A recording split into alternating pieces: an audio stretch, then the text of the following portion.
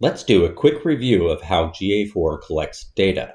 At the simplest level, the user interacts with your website or app. That drives changes in the data layer, which could be a JavaScript object in the web page. Those changes are listened to by your tag manager, like Google Tag Manager here. And those changes initiate triggers which fire tags. So anytime the user interacts with your website, that determines which Google Analytics 4 tag fires with what information.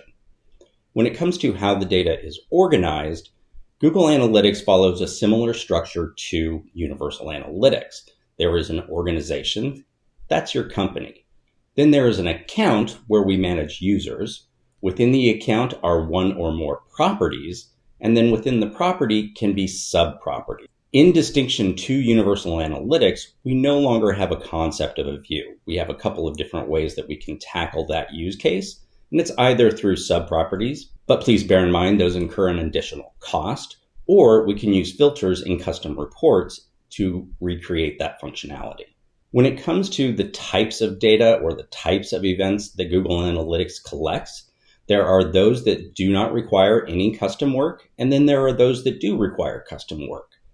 There are automatically collected events. Those are things that we don't have to do anything besides deploy the Google Analytics 4 tag. And then there's enhanced measurement events. And these are things we can enable in admin. This would be things like site search, video tracking, scroll tracking, and a few more. Those things that require custom implementation are things like e-commerce, where Google has a recommended specification for implementing those events. And then there are the fully custom events that we define as a business that we want to track. Next up, we need to consider reporting identity.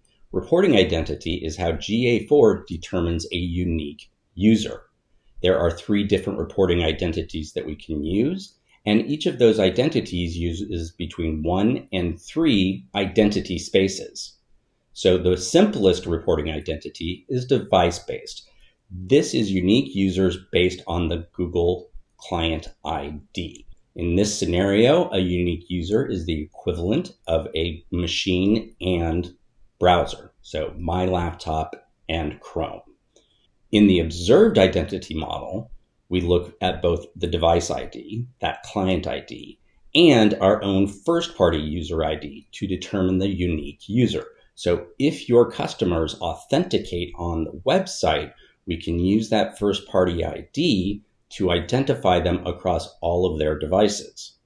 And lastly, we have the blended model.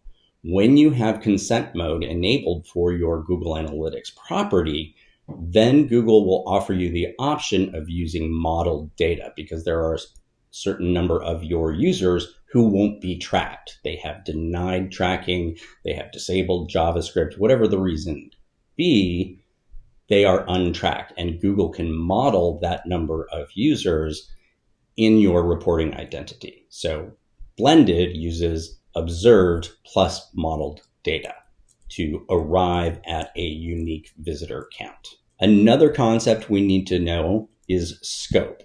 And scope in the analytics context describes where a value is unique and singular.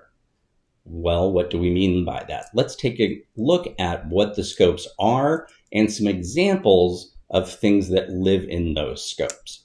So we have the user scope, and that's going to be things like a user ID, their device or devices, their first visit information, attribution for that first visit.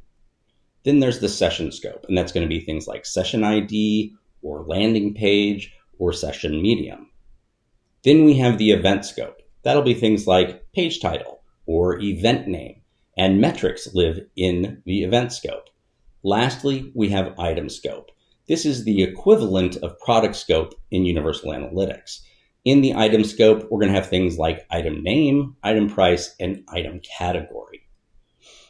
We can create custom dimensions in the user scope, the event scope, and the item scope, but not in the session scope. And lastly, when we create custom metrics, those will be only in the event scope. Key events are similar to Universal Analytics goals. These are key things that users do on our website that have an impact on our business or they are important to us. It could be things like a purchase event in the shopping cart, or signing up for a newsletter, or submitting a form of some kind. When it comes to key events, we also have to think about conversions from a platform like Google Ads. And in this scenario, conversions can only be defined in Google Ads. You cannot define a conversion for Google Ads in Google Analytics 4.